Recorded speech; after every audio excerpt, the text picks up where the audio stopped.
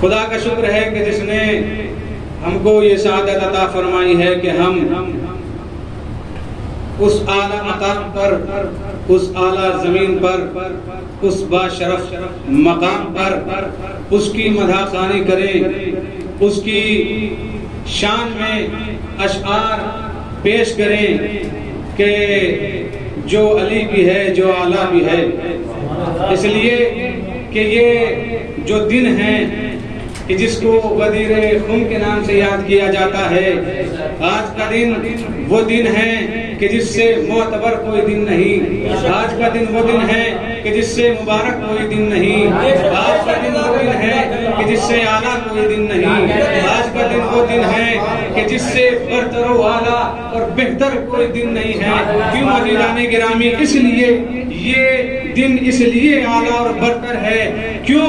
इसलिए कि हो सकता है कि शायद, यानी देखें, तवज्जो कीजिएगा, ये आला और बरतर दिन क्यों है देखना पड़ेगा, मुताला करना पड़ेगा कि आज के दिन ऐसा हुआ क्या है कि अल्लाह ने इसको बेहतरीन दिन बनाया। आज के दिन ऐसा हुआ क्या है कि अल्लाह ने इसको आला दिन बनाया। अज़ीज़ाने गिरामी, आप देखें, कुरान से पूछें, आप देखें, अहले बैत से पूछें, आप रसूल अकरम से पूछें, उससे पूछें कि जिसने हमें दीन बताया, उससे पूछें कि जिसने हमें इस्लाम बताया, उससे पूछें कि जिसने हमें नमाज का तरीका बताया, उससे पूछें जिसने हमें हक़, जिसने हमें इताअत का तरीका बताया, उससे पूछें जिसने हमें इबादत का तरीका बताया। क्या हुआ? यही तो हुआ था कि हज्जतुल विदा के बाद जब रसूल अकरम सल्लल्लाहु अलैहि वसल्लम वापस आ रहे थे तो तमाम हाजियों को रोका, और रोकने के बाद क्या आयत आई, या अय्युहर रसूल बल्लिग मा उनज़िला इलैका मिन रब्बिक फ़इन लम तफ़अल फ़मा बल्लग़ता रिसालतहु वल्लाहु यअसिमुका मिनन नास। ये आयत नाजिल होती है, हुक्म परवरदिगार आता है। अब रसूल अकरम को एक ऐसा अमल अंजाम देते हैं कि उस एक अमल के बाद सल्लल्लाहु अलैहि मोहम्मद, ऐसा होता है कि उस एक अमल के बाद एक दूसरी आयत आती है, अल यौम अकमलतु लकुम दीनकुम व अतममतु अलैकुम निअमती व रज़ीतु लकुमुल इस्लाम दीना। अज़ीज़ाने गिरामी, ये दीन आला क्यों है, बरतर क्यों है? ऐसा क्या रसूल अकरम ने वहाँ पर क्या वाक़या पेश आया रसूल के जरिए से? अब हमने जब इन आयतों की तिलावत की तो हमें मालूम हुआ कि आज के दिन 3 अहम काम हुए हैं। एक, इकमाल अल-यौम अकमलतु लकुम दीनकुम, इकमाल दीन हुआ, व अतममतु अलैकुम निअमती, और इतमाम नेमत हुई, और व रज़ीतु लकुमुल इस्लाम दीना। सल्लल्लाहु अलैहि मोहम्मद व आले मोहम्मद। यानी आज के दिन 3 अहम काम हुए हैं, इकमाल, इतमाम और रिजायत। क्योंकि आज के दिन ये 3 अहम काम हुए हैं, इसलिए अल्लाह ने आज के इस दिन को ईद करार दिया। यूं तो अल्लाह ने हमारे दामन में बहुत सी ईदों को रखा है। उम्मन आप ले लीजिए कि हर वो दिन के जिस दिन इंसान गुनाह न करे उसके लिए ईद का दिन है। उसके ऊपर आ जाए कि हर जुमे का दिन इंसान के लिए ईद का दिन है। उसके ऊपर आ जाए ईद उल फित्र हमारे दामन में अल्लाह ने रखी। उसके ऊपर आ जाए ईद उल अज़हा अल्लाह ने हमारे दामन में रखी।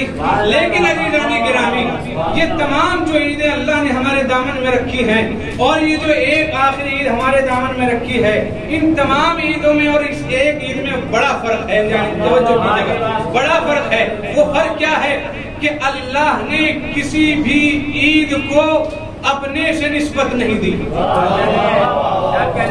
अल्लाह ने क्या कहा इस ईद को? ईदुल्लाह के नाम से याद किया जाता है। दूसरा क्या कि अल्लाह ने फकत ये नहीं कि अपनी तरफ निस्बत दी, बल्कि क्या कहा? ईदुल्लाहिल अकबर। जहां निस्बत दी है वहीं पर एक सिफत भी लगाई है परवरदिगार आलम ने, और वो है अकबर की सिफत, बुलंदी की सिफत, बरतरी की सिफत। भाई जाने गिरामी, ये ईदुल्लाहिल अकबर, यानी अल्लाह ने इस ईद को अपने से निस्बत दी। दो चीजें हैं इसके अंदर कि एक तो अल्लाह की निस्बत और दूसरी किबरिया और दूसरी बड़े और बुजुर्गी की निस्बत, इसकी सिफत पाई जाती है। ठीक है, अब आप देखें जो और तमाम ईदें हैं उनमें ना तो अल्लाह ने अपने आप से निस्बत दी और ना उनके साथ जो है वो अकबर की सिफत लगाई। अब जाने गिरामी हमें ये देखना है कि अल्लाह ने इस आज के दिन ईद करार दिया और ईद करार देने के बाद ये दोनों चीजें क्यों रखी। इसका मतलब ये है कि आज तो जो की जगह, इसका मतलब ये है कि जो आज के दिन कोई वाकया रूनुमा हुआ है, अगर अल्लाह ने अपने से निस्बत दी है तो इसका मतलब ये है कि ये वाकया भी उसी की तरफ से है। और अगर अल्लाह ने इसको बुजुर्गी की सिफत से नवाजा है तो इसका मतलब ये है आज के दिन जो वाकया रोनुमा होने वाला है एक बहुत बड़ा वाकया है। जाने गिरामी बहुत बड़ा वाकया है। यही तो हुआ। अब आप देखें हुआ क्या, बस अपनी बयान को समेट कर हुआ क्या। हमने जब कुरान की तिलावत की, जब हमने तफसीर का मुताला किया, जब हमने तारीख के औरात को जो है उल्टा और हमने देखा और हमने तलाश और जुस्तजू किया तो हमने देखा कि रसूल अकरम ने आज के दिन कुछ भी नहीं किया सिवाय एक काम के।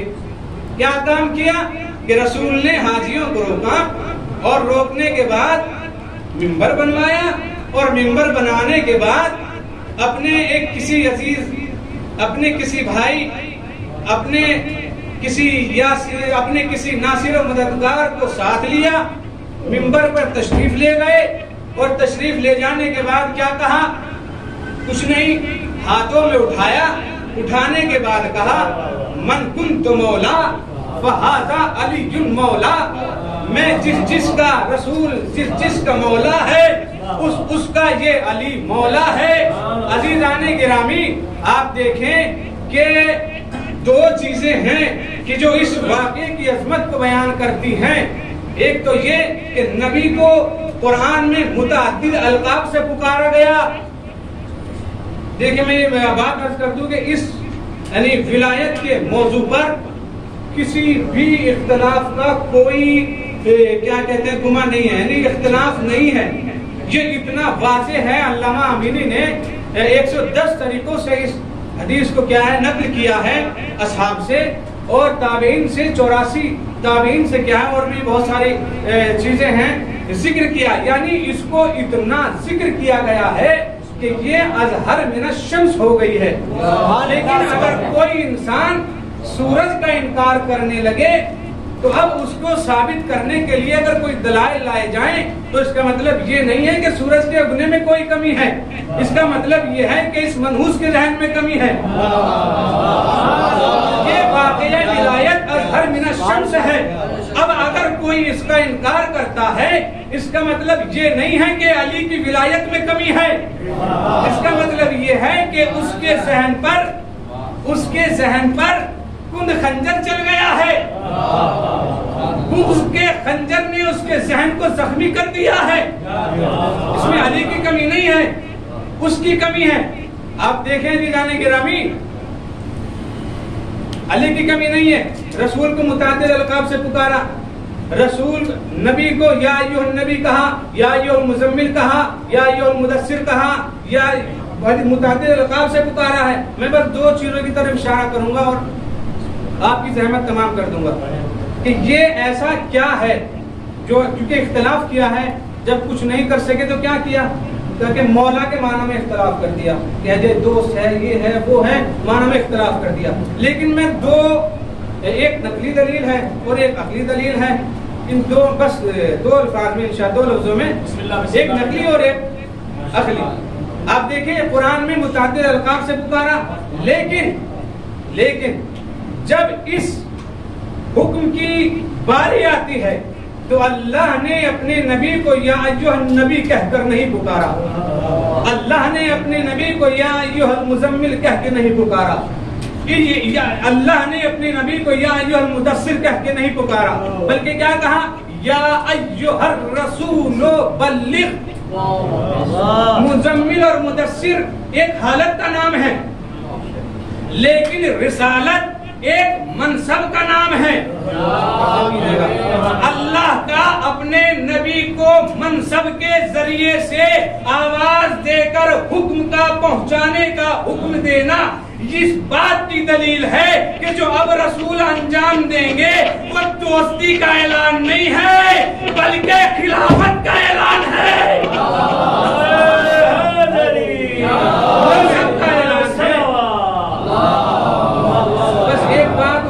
बात को तमाम कर रहा हूँ। और दूसरी चीज ये कि कैसे पता चले कि यहाँ पर मनसब का क्या है और खिलाफत का हुक्म है। आप देखिए जब हमारे यहाँ मसलन कोई चोर होता है, चोर कोई कीमती चीज होती है तो उस चोर की निगाह उस पर होती है और अगर कोई उसके करीब आना चाहता है, कोई उसका किसी दूसरे को पता बताता है तो ये चाहता है कि नहीं कोई और दूसरा मेरे अलावा इस तक ना पहुँचने पाए, जैसे ही मौका मिले मैं इसको चुरा लूंगा। जितनी कीमती चीज होगी चोर उतनी ही क्या है सफाई के साथ काम अंजाम देंगे और बिल्कुल यानी बड़ी कोशिश रहेगी उनकी, यानी जैसी कीमती चीज होगी और जैसी चीज होगी उसी एतबार से वो चोर रहेंगे। अब देखें कि जब रसूल ने मन कुंतु मौला कहा, जब मौला के माना में इख्तिलाफ किया तो मौला के माना क्या है? आपने कहा दोस्ती के हैं, फला के हैं। हम कह रहे हैं कि यहाँ पे मौला के माना मनसब के हैं, विलायत के हैं, खिलाफत के हैं। तब आप कैसे कह रहे हैं?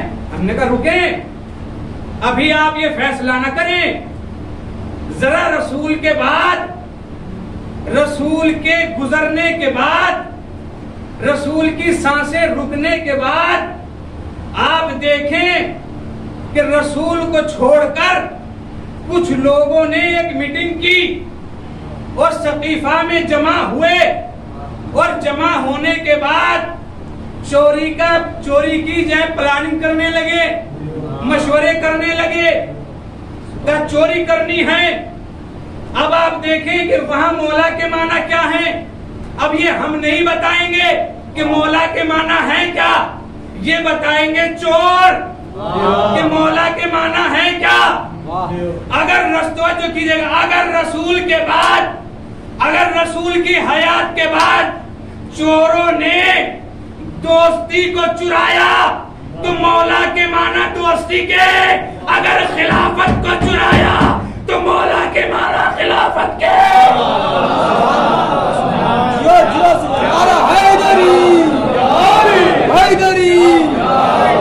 ये है जाने गदीर, ये है जाने मोहतरम गदीर। गदीर किसे कहते हैं? गदीर जो इंसान को मुसलमान बनाए वो है गदीर, जो मुसलमान को बाईमान बनाए वो है गदीर, जो बाईमान को सलमान बनाए वो है गदीर, जो सलमान जैसी शख्सियतों में मरातिब पैदा करे वो है गदीर, जो हक को हक कहे वो है गदीर, जो बातिल को बातिल कहे वो है गदीर, जो जुल्मतों से नूर की तरफ लेके आए वो है गदीर, जो इंसान को जन्नत में ले जाए वो है गदीर, जो हौज़े कौसर से सैराब कराए वो है गदीर, जो इंसान को इताअत का तरीका बताए वो है गदीर, जो इंसान की इबादत को औज बख्शे वो है गदीर, जो इंसान की इताअत को उरूज बख्शे वो है गदीर।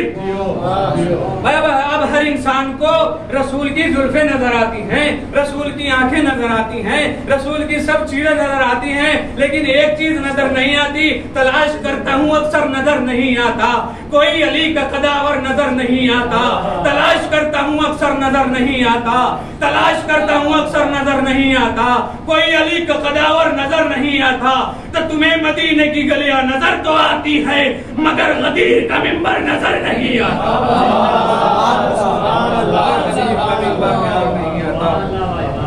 सबसे पहले मैं अल गदीर फाउंडेशन से की तरफ से तमाम हाजिरीन की खिदमत में शुक्रगुजार हूँ कि वो ऐसी गर्मी में जहमत करके यहाँ पर तशरीफ़ लाए हैं और अल गदीर की फाउंडेशन की तरफ से ये जो जहमतें आप हजरात बर्दाश्त कर रहे हैं, इंशाअल्लाह मैं इल्तमास करता हूँ और दुआ करता हूँ कि तमाम हजरात मिलकर क्या है वो वाहम होकर सबको लेके चलें, ताकि हर इंसान, हर शख्स, हर मुबल्लिग और हर इस्लाम का दावेदार, इस्लाम की क्या कहते हैं रहनुमाई और इस्लाम की क्या है वो मदद और इस्लाम को दुनिया के सामने उजागर कर सके। मैं दुआइया कलमात के लिए गुजारिश करता हूँ आली जनाब मौलाना हुज्जतुल इस्लाम सैयद तहरीर साहब की खिदमत में कि वो आएँ और दुआइया कलमात से इस महफिल का जो है इख्तिताम फरमाएं। मोहम्मद व आले मोहम्मद सल्लल्लाहु अलैहि वसल्लम।